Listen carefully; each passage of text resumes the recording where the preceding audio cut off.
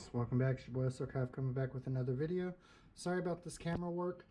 Can't find my mount for my GoPro, the little shell that like clasps around it, so I can't use my tripod, so I'm having to hold it. I do apologize. So anyways, this video today is about using two different programs. One is a program to use a tablet here as a third monitor, or second monitor if you only have one monitor. But as you see, I have two monitors and then a tablet. This is connected. I will go into that here briefly. But I'm also covering this, which is my stat screen, which I use aida64 for. Again, I do apologize any shakiness. I'm going to try to set this up in a way where you guys can see what I'm doing and I can see what I'm doing. So, okay, there we go. Okay, so first thing I'm going to do on this camera, I'm going to be switching to from the desktop view, but I want to show you that they are in fact, keep always on top, apply. Okay, there we go. So you guys can see if I pull this. Oh, I have it locked as well, that's right. So I'll bring up aida64 again. Sorry about that. File, preferences, and then lock panel position, apply. There we go. So I'll minimize that because I'm going to need that. So I should be able to, oh, that's why. Because I have that open still. There we go. So hopefully you guys can see that is up on multiple screens. And all it is a software running on the tablet as well as on the PC that allows you to use it as a third monitor. So that's what I'm going to be covering today. And I'm also going to give a little brief overview of aida64 and how to get it set up for your stats. Not fully in detail, but I will also have links down in the description if you guys are interested. Also, sorry about the audio quality. I am only using the GoPro for this part. Anyways, let's jump right into it. Alright guys, so here we are in the desktop. So this is what it's going to end up looking like. I'll bring it on screen real quick. My sizing is for the size of my tablet. As you can see, I have my CPU temps, my GPU temps, my usage, my clock, FPS, clock and usage, and then a time because I got rid of my taskbar down here on the other monitors, so that way we'll actually be full screen. So I'm going to pull that back off screen real quick and we're going to pull up my web browser here. All links to everything will be down in the description so you guys can find it that way. So we're going to start off with how I'm using the tablet as a third monitor. So here we are on spacedisk.net. This is for the software to basically use your phones, tablets, or even other computers as a monitor for your computer. So on here you would go to the download tab. That'll take you here. So on the computer that you're like wanting this program to work on, that you're going to be hooking your tablet to, you need to have the server software. See, as you see here, space disk driver software for Windows primary PC server. So this is what you need on the computer that you want the monitor to work with. So you'll download your Windows 10 64-bit if you're a 64-bit operating system, 32-bit if you're using 32-bit, and I guess they also have for Windows 8.1 64 and 32. For me personally, it is 64-bit Windows 10. Now I already have this installed and running, so I'm not going to be downloading it. I'm just kind of pointing you guys into the direction of the software. So once you download that, you can go on the tablet. If you're using a tablet or a smartphone, you can go to the Google Play Store and look up this software, the Space Disk Driver, and they will have a viewer software that you install, and you need that to be able to see the monitor.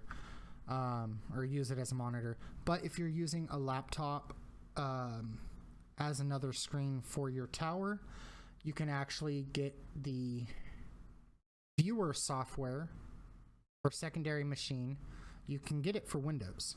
So you can do it that way if you want to, have a little bigger of a screen. So you can do that, and it's got the 64 or 32-bit as well. But as you can see here, it's available on the Apple Store, the Play Store, on Amazon, and the Microsoft Store too. So you guys can get it that way, and it's free program, so no big deal. Now, mind you, for all this software here to work, they have to be on the same network. So in my case, I have my tower hardlined into the router, sorry, and the tablet is hooked up to Wi-Fi from that router. So that's how I have them all connected. They're on the exact same network. So you're going to need that, and we'll go ahead and go into that real quick. You can see down here on my bar where my mouse is, it's kind of by my webcam. It should be kind of popped up in a square space disk. So we open this, as you can see, this is running. Off real quick because I forgot about one thing. I can actually close the X on it and it just stays running.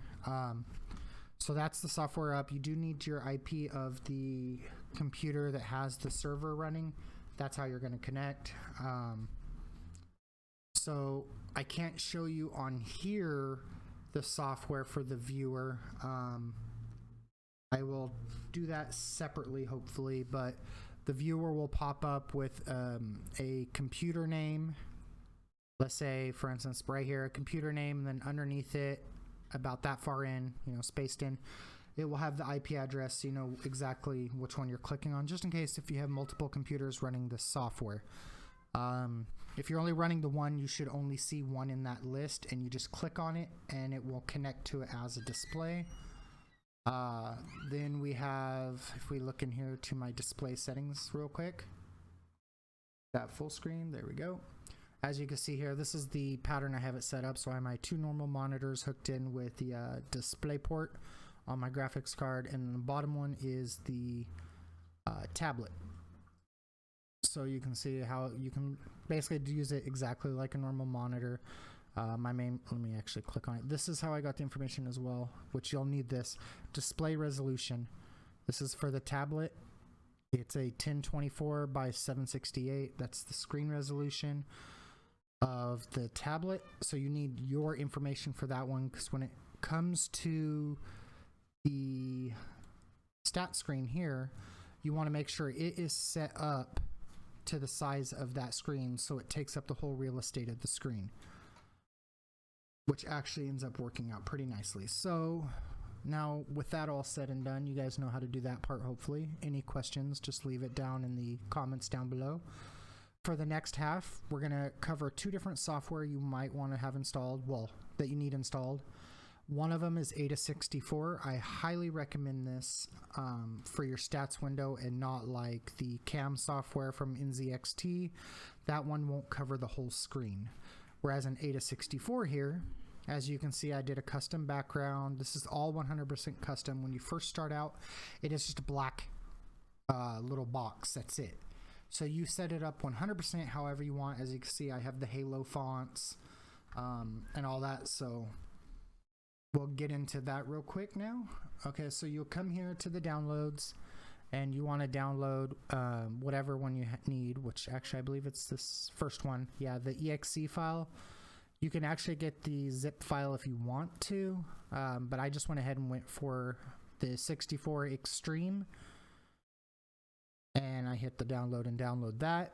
There is other softwares like the Engineers, Business, and stuff like that, but I haven't messed with any of those. I just know the Extreme will do your panel. Okay, so I'll come into that real quick. Go ahead and bring that up. I have it opened right here. So this is the aida64 Extreme. The first thing you're going to want to do once you have it all set up, come in here to your preferences, and I'll show you a couple of them that I keep on. So you want to show sensor panel, because that's what you're going to be showing for your stat screen. I was trying to move it back onto screen, but anyways, that stat screen is the sensor panel, so you want to make sure that's shown. I recommend using always on top. I have it turned off right now for a reason, for the sake of this video. I have it set to prevent from being minimized. Lock panel size is really good, just that way it doesn't change the ratio on it. I have no clue on that one. That one was already checked. The enable content menu, I just didn't mess with it as all. And the position will lock it to wherever you put it. So in this case, I get it centered on my tablet screen perfectly, and then I lock it so it can't be moved. And then I have it always on top, so if I take this, for instance, and I drag it down, I know you guys can't see it, but it's on my other monitor as well as on the tablet right now. So I make sure it's always on top, so that way you don't accidentally cover it up with something else. The reason they're turned off at the moment, though, is so that way when I open up the other menu, it tends to open up behind it for some reason, and that gives me issues. So with your black box open, mind you, it's not going to look like this right away. You right click and you can just go into the sensor panel manager, and that will bring this up. And this is the thing that usually spawns behind this, so every time I want to change something, I have to open up the main program and make sure it's not set to always on top. Okay, so in here you can see how I have everything set up. There is a stock one they give you. I usually just delete everything and start fresh. You can import and export as well, which is nice. If you guys are interested, I can maybe do a download of how I have mine set up if you're interested in that. I'll go through all of them first. So the image is just your standard image here, the one I have with the white little floral type border. My GPU diode, which is going to tell the temperature of the GPU, which I have set down here. I have a CPU diode, CPU temperature gauge, right here. So that's that, and then you can see everything I have. The CPU temp and GPU temp that I have there, those are just texts, as you can see here, through here. And then all my other stuff, including time. The game one, I just custom named that. That's actually my FPS. So what you're going to do is you would start with nothing, and you would hit new. That opens this up. So now in here, you can go through everything. Let's say if you want, like I have, the temperatures. Up here at item type, you would go down to gauge. And as you can see here, there's the gauge. So you can set it between white, white reverse, black, black reverse, or custom.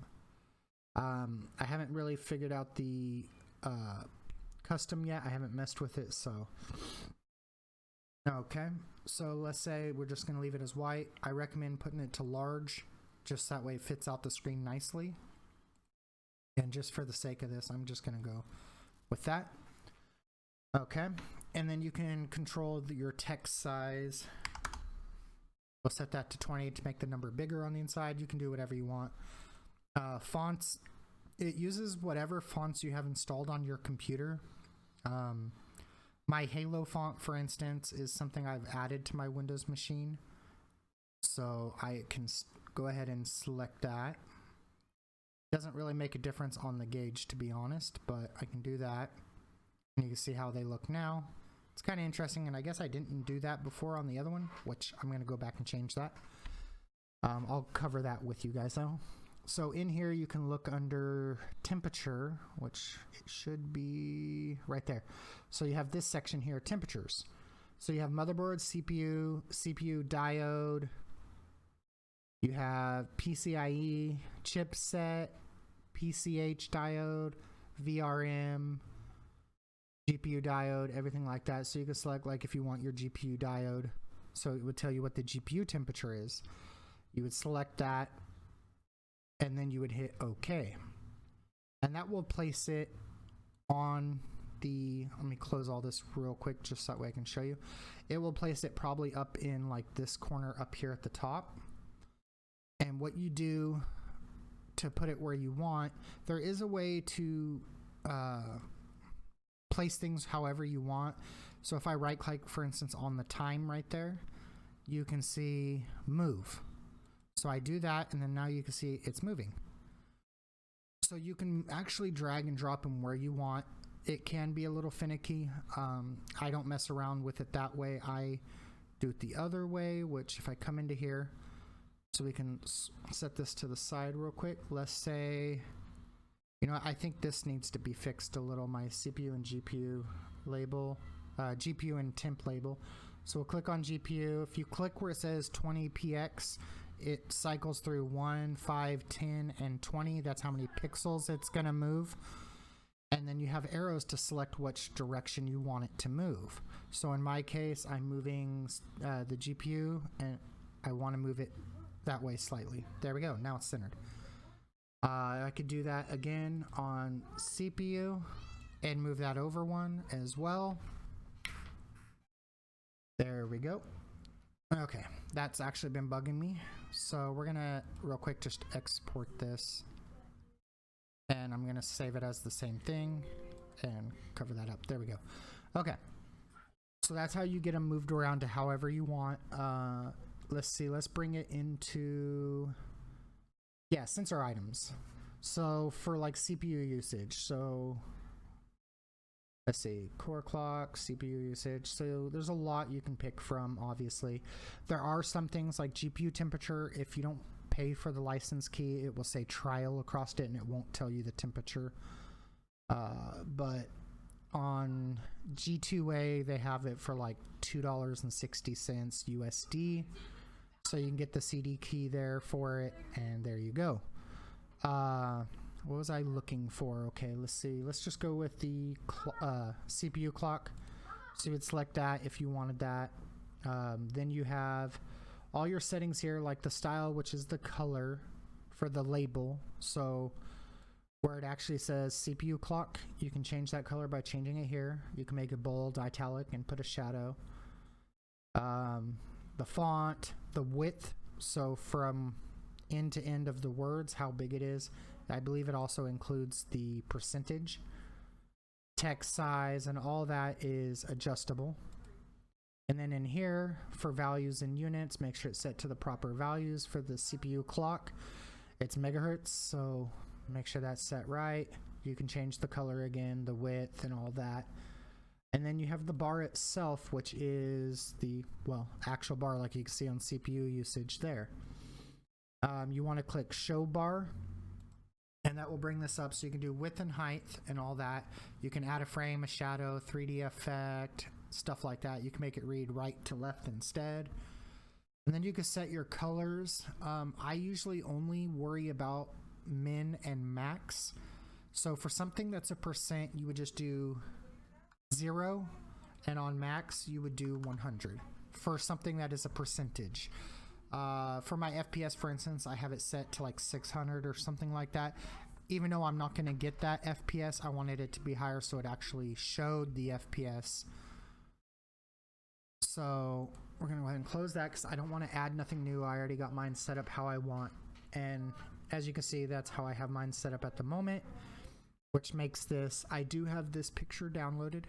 I did have to download it. I searched for black photos that were at the aspect ratio of my tablet screen, and I created the background last, so it was down here in the list underneath time.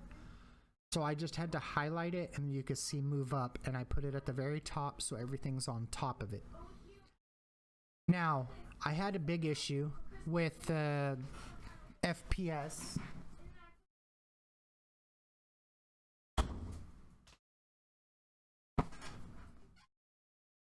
So on the FPS, I had an issue and it wasn't reading my FPS. I had a slight issue, so I want to make sure I bring it up for you guys. So if you have an FPS counter, which actually I should probably show that. So if I go to Sensor Panel Manager again, we can go to my games and modify just so you guys can see it. So this is my FPS counter. You want to go down to see the RTSS FPS. So that's going to be the service you run for the FPS, and then you can do the label whatever you want. I have mine just set to game, just because I like the way it looks better. I didn't like it saying RTSS FPS, sorry. So I changed that to game, but you can see how I have everything set up. I mean, it's very simple. Oh, I have it set to 400. I'm sorry. But so I have that set up like that. Now, to make sure it actually reads the FPS, you need to have a piece of software running If you have MSI Afterburner, you more than likely have this software. You just make sure it's running, and you can see it down here. Oh, that's right behind my webcam. Hold on. Right there. So this software is Riva Tuner. So I can bring up my web page again real quick, and we'll go ahead and hop over to Riva Tuner. This is the site, guru3d.com. I'll make sure I have a link to it in the description down below, but you want to download the Riva Tuner, or you can download MSI Afterburner, the download that has the Riva Tuner download with it, and you could do them both at the same time, and then you just need to use the Riva Tuner, have that running so it actually reads FPS. So download that from here, install it, and then have it running. You got to make sure it's running. I'm gonna have to bring that up. Okay, there it is. So I need to make sure this one personally needs to be run at startup. So I got to do that for that. But with that running, it will read your FPS. Now, as you guys can see, it's not reading any FPS at the moment. It's because I do not have a game running. It will say 0 FPS as long as the game is not running.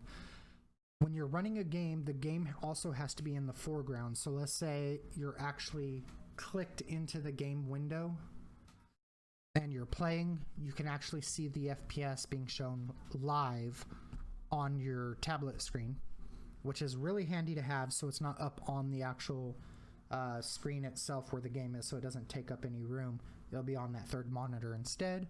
Beautifully have.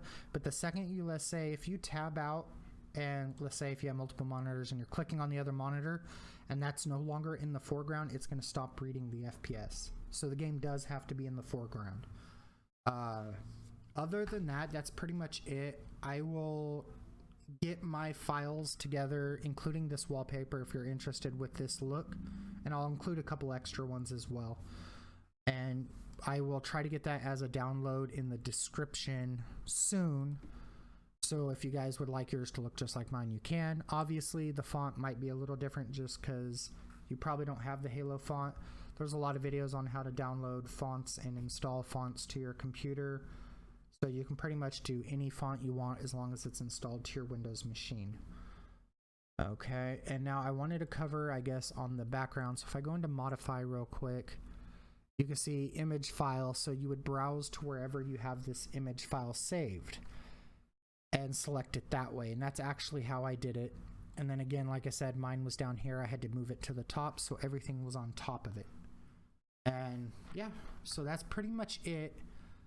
I already have it set at the beginning of the video. Hopefully I did that. I haven't recorded it yet, but of the screen with the showing all my monitors, including the tablets.